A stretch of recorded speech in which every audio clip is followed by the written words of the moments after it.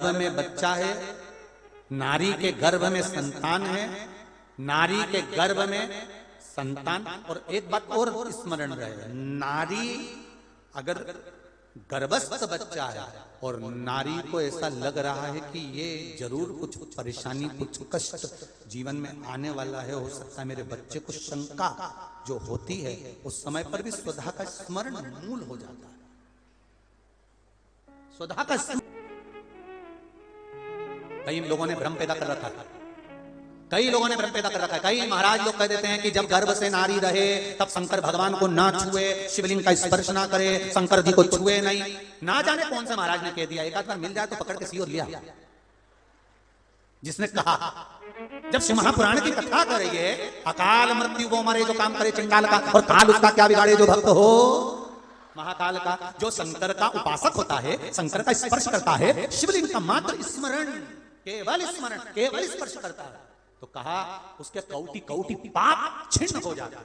तो गर्भस्थ नारी, अरे भाई लिंगायत संप्रदाय का वर्णन हिंगोली से करा था, परली से करा था कि लिंगायत संप्रदाय में शिवलिंग को मानते हैं।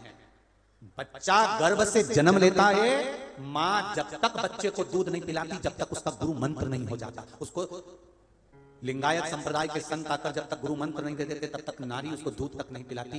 यहां तक वर्णन, विचार करिए जरा। तो फिर कौन ने कह दिया कि शंकर भगवान के शिवलिंग को छूना नहीं चाहिए, गर्भवती नारी को स्पर्श नहीं करना चाहिए? और कौन सी पुराण में लिखा है, कौन से शास्त्र में लिखा है?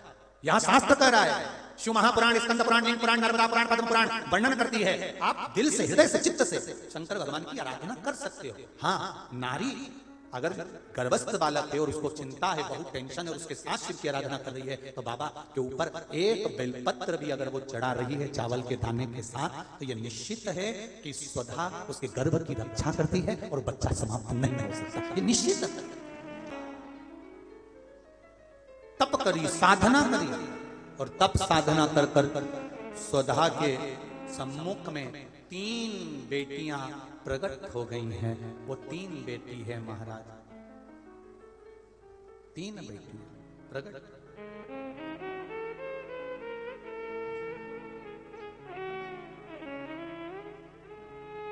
महाराज मैना, धन्या और कला, ये 3 बेटियों का प्रागट्य सम्मुख में हो गया।